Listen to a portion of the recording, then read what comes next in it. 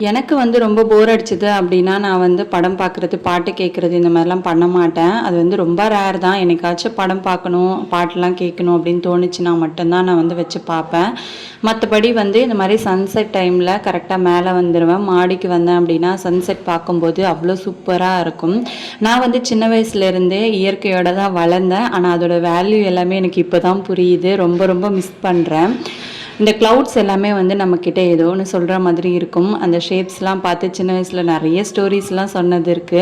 அப்படியே வந்து பின்னாடி பக்கம் வியூ பார்த்தீங்க அப்படின்னா, நெறைய மலைகள் தெரியும்.